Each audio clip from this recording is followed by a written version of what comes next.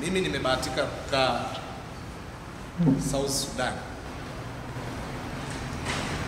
Kule South Sudan,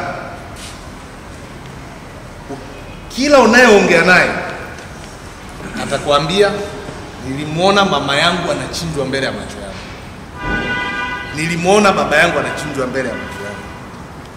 Taxi driver sasa hivi pale mjini anatembea na AK 47 hapa. Na haya jamaa anaelewa. Alafu ina magazine huku na huku. Huyo ni dereva? Na ni jambo la kawaida. Kuzinguana na kupigwa mashine ni jambo la kawaida kabisa. Akikusikia unatoka Tanzania anasema brother, msitamani amani kuondoka. Kwa sababu huwa hairudi. Na wale wataalamu wa historia, nchi yoyote iliyomwaga damu haikuwa salama. Mimi ninawaomba leo, ninyi mkawe kuanzia leo mabalozi wa kutunza amani yetu. Najua mmefanya hivyo, na ninawashukuru sana. Wilaya yetu hakuna tukio lolote la mtu kumwaga damu kipindi cha uchaguzi. Hakuna vurugu iliyotokea. Matokeo ya uvunjifu wa amani anayeathirika ni mtu wa chini, ni sisi. Inawezekana kweli liko jambo la msingi, iko haki tunayoitafuta ya msingi kabisa, sina shida nayo, lakini tunaitafuta hiyo haki kwa mazingira gani? Dar es Salaam mlikuwa mnaona kwenye TV wanaume wanaenda kugombania mchicha sokoni, mchicha yani wanagombania. Nyama ikapanda, mafuta yapatikana,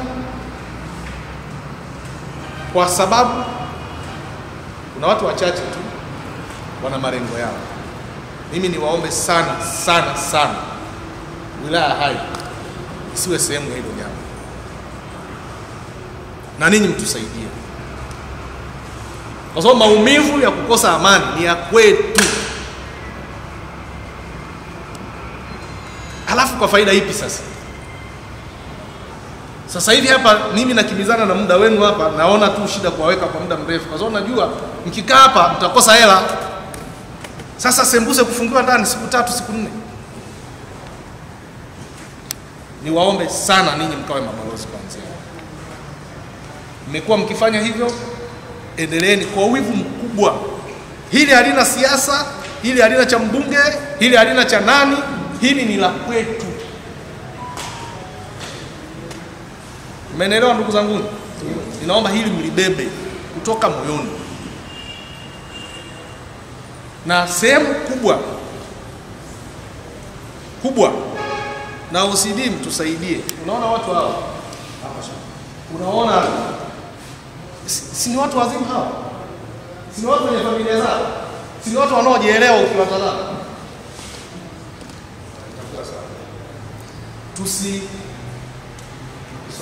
Tusigeneralize, tunasemaje? Tusijumuishe. Yaani kwamba samaki mmoja akioza wote wamefanyaje?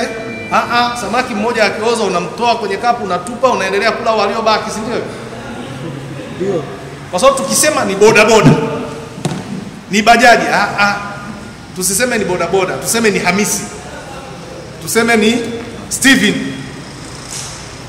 ili tusijumuishe tukaumiza watu ambao hawapo.